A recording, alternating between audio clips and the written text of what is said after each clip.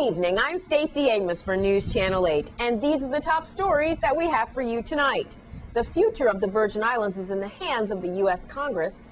The tropics are heating up with the possibility of Ernesto. Pictures of the suspects and the stolen goods from yesterday's jewelry heist.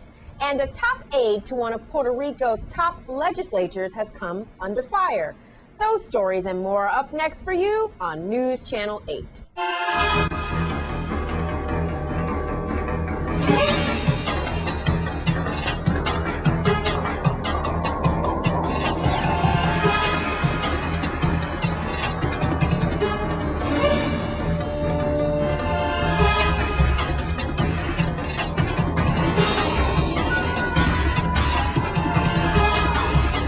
In our top story tonight, the Virgin Islands is anxiously awaiting a decision on the C.F.O. bill proposed by our delegate to Congress, Donna Christensen.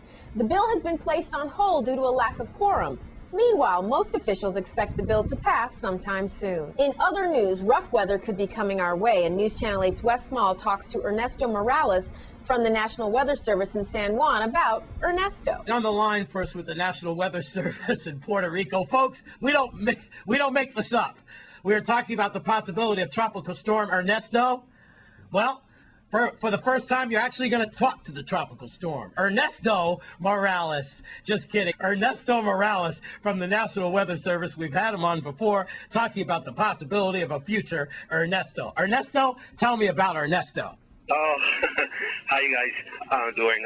Yes, the system in the last couple hours is looking a little bit more healthy. It's looking with a nice rotation, and probably is going to be becoming a very organized storm next 24, 48 hours. The models at the moment are showing the trajectory of the system being very south of us. So at this moment, what we're expecting from the system is going to be choppy seas, especially in the Caribbean side, plus an increase on rain. Keep monitoring the system as it comes by, because it could be closer than the models are showing right now. So we're trying to tell the people, to the public, is to pay attention to the forecast for the next couple hours. When should we start seeing weather from this possible tropical storm, and what can we expect as it goes south of us? It will depend on what's going to happen in the next 24 hours.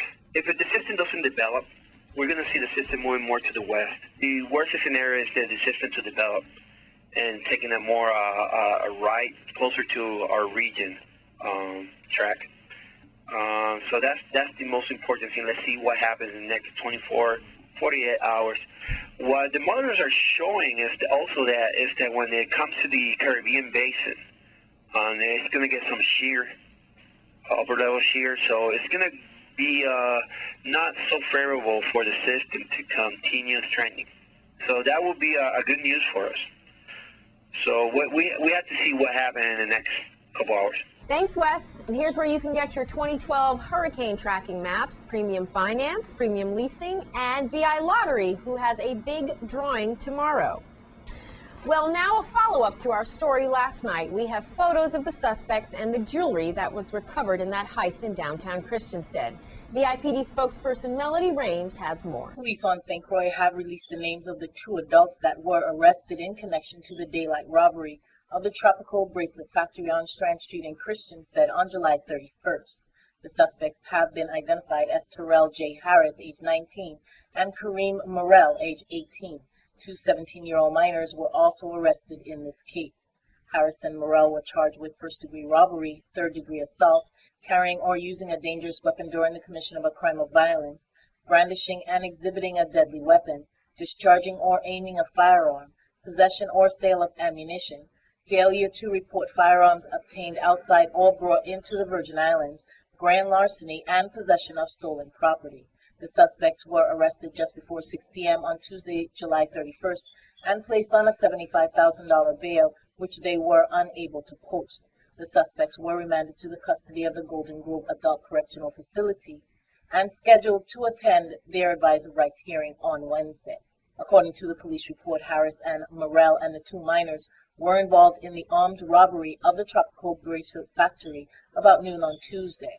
Witnesses said two armed suspects came into the store, took jewelry, and fled in a maroon pickup truck. Police apprehended the four suspects about 5 miles away and confiscated 2 weapons, the jewelry, ammunition, and other items. And the photos of 2 suspects are unavailable because they are 17 years old and are considered minors. Now, News Channel 8's Wes Small is across the newsroom with some additional information on other matters as well. Thank you very much, Stacy.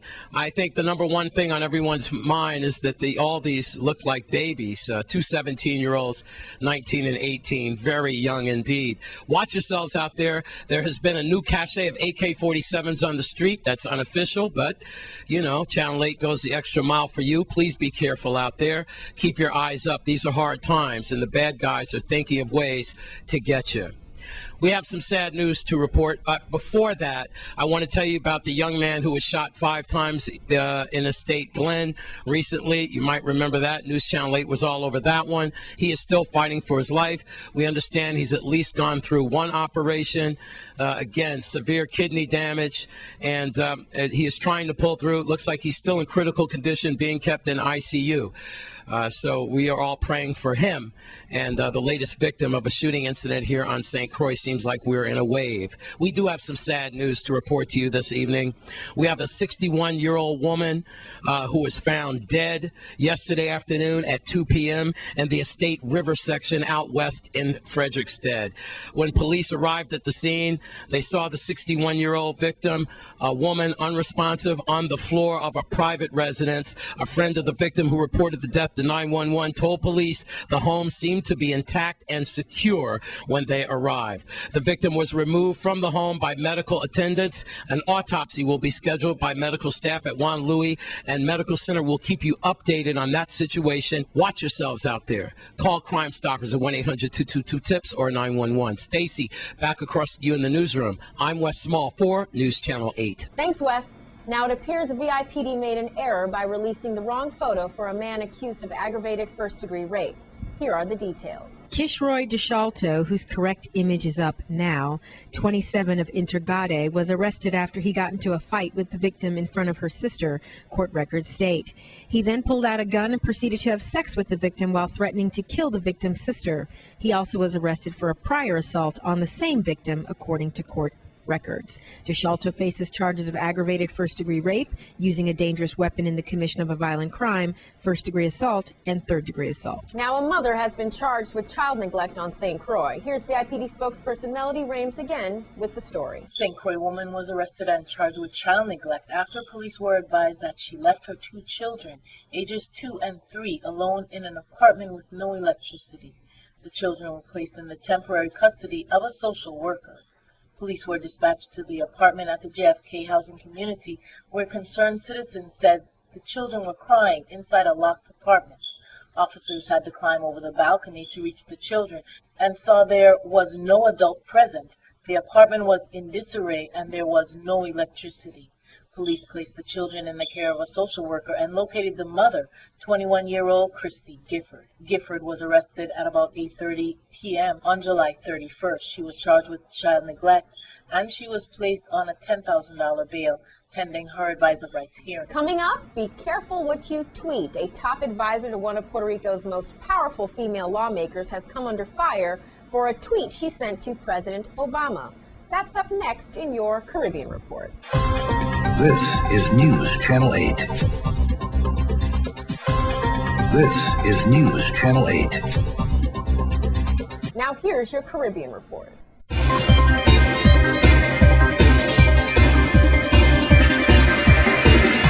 From St. Kitts, a former Lincolnshire businessman, Kevin Hortzwood, is accused of stabbing an employee to death and will stand trial for the December murder of U.S. citizen Matthew Murphy.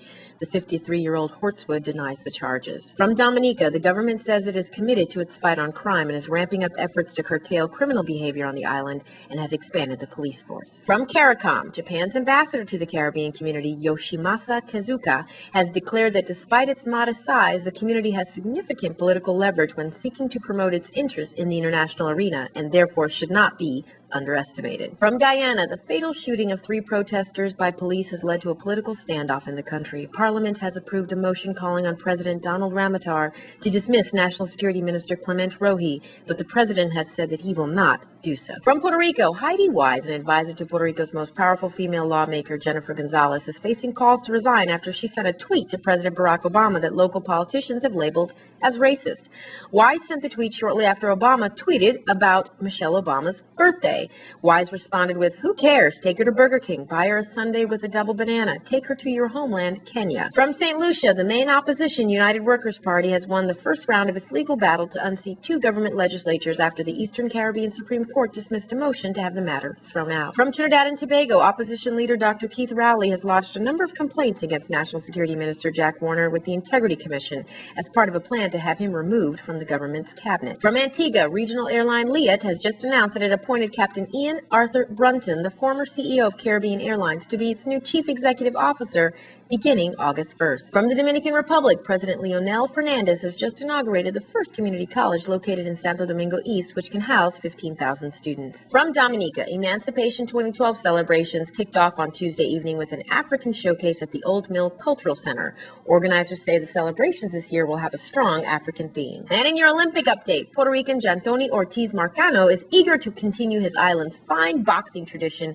after moving into the last 16 of the light flyweight category with a 20-6 win over Ghana's Tetu Sulemanu. And top Trinidad and Tobago swimmer George Bovell has pulled out of Tuesday's 100-meter freestyle to focus on his pet event, the 50-meter freestyle at the Games. And in your cricket update, for a number of reasons, the historic inaugural Regional Women's 2020 tournament to be staged next month in Kingston, Jamaica from August 8th to August 18th is expected to be keenly contested with 8 teams competing in the tournament.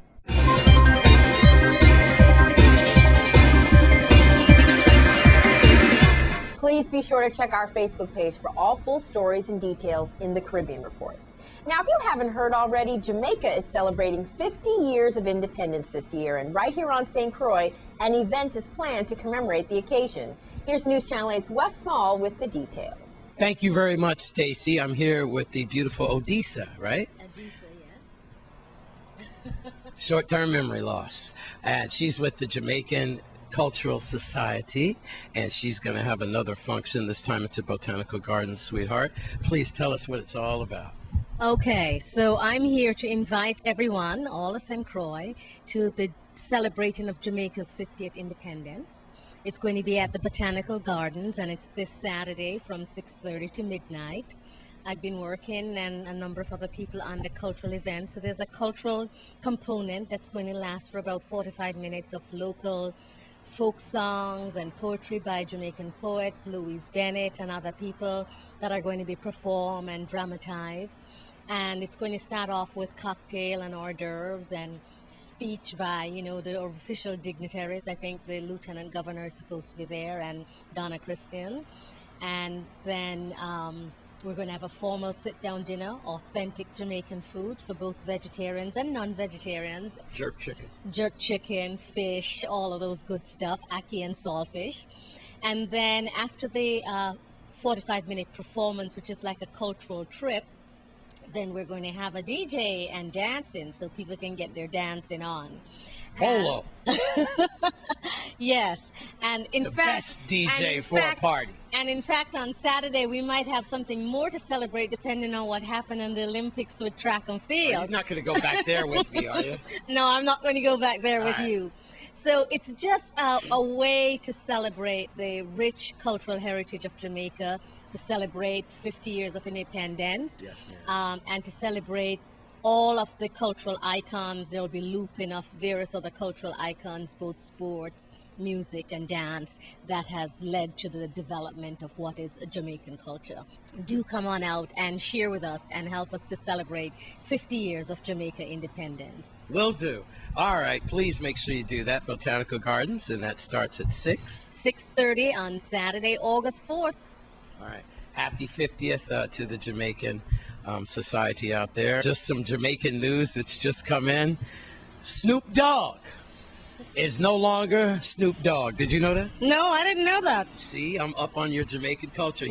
He got involved in some serious Rastafarian tradition in your country. He just got back, and he is now, look it up, Google it, Snoop Lion. I'm Wes Lyon for News Channel 8. Thanks, Wes Lyon. That sounds like it's going to be a great event. And don't forget, DJ Bolo will be pumping out the sounds for it. Looking forward to it. Now, here's some highlights from a cheerleading camp.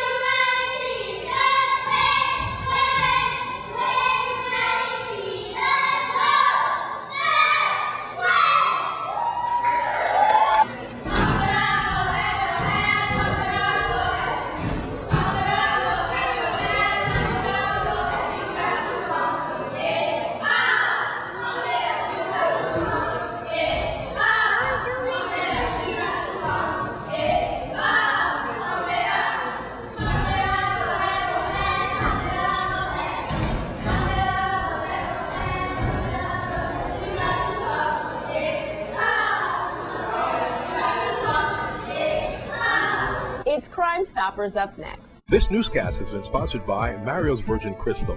Let us save you the hassle of lugging those jugs around. Purified bottled water conveniently delivered to your home or office. Also available in your favorite grocery store. Call 773-2810. This is News Channel 8.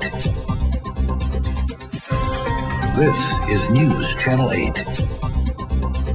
Now here's your Crime Stoppers report. This is Judy with your weekly Crime Stoppers report. Crime Stoppers is asking for your help to solve the following crimes. If you know something, say something. Even the smallest bit of information may be just what police need to solve these cases. On St. Croix, on Saturday, June 30th, the home office of By Defense Productions was burglarized. Now, the burglars stole several things of great value to these owners. One of the things stolen was a Sony HD FX1 stainless steel carrying case. Now, there's a picture of it there for you to see. And inside the case was a Sony high-definition FX1 commercial video camcorder, a Carl Zeiss tele and wide lens, backup batteries, cables, and transmitting receivers, as well as Shure wireless microphones. There's also a picture there for you to see the equipment that was stolen. The burglars also stole the owner's 4-month-old chow puppy. I think that's been more heartbreaking for them than anything else. The puppy's name was Wilson. There's also a picture up there on your screen. They did tell me that this puppy had a speckled tongue and an all-black muzzle. So if you know anything about Wilson's whereabouts, please call Crime Stoppers. The total value of the equipment exceeds $7,000. These pictures are also available for you to see on our website. And on St. John, on Monday, July 16th at 2:30 p.m., the folks who work at the Gift Hill School discovered that it had been broken into and vandalized. Now, the vandals broke a glass door to get in. When they got inside, they pulled down a lot of books and threw them to the floor, and then they covered the floor with an unknown liquid. Again, if you have any information about this, call Crime Stoppers. On St. Thomas, on Saturday, July 7th at 8:45 p.m., the owners and some customers at Value Foods Grocery located in Smith Bay, they were robbed at gunpoint. Now, they told us that after the suspect ran out of the store, the victim saw a white or brown, they're not sure, a 4-door Chevy or Toyota vehicle with a license plate number. Now, it's not complete, but we'll tell you what we have.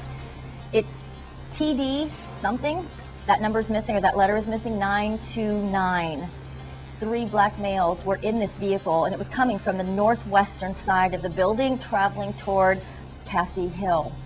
The items stolen were $20,900 in cash, 2 passports, and a gold chain.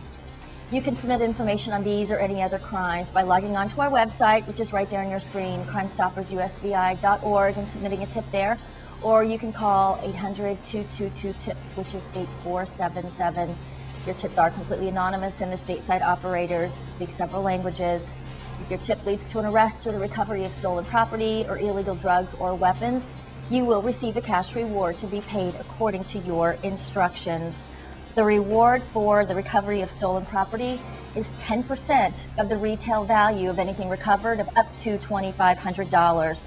The reward for the arrest of a vandal is $357, and for a burglar it is $714. For a robber, it is $900.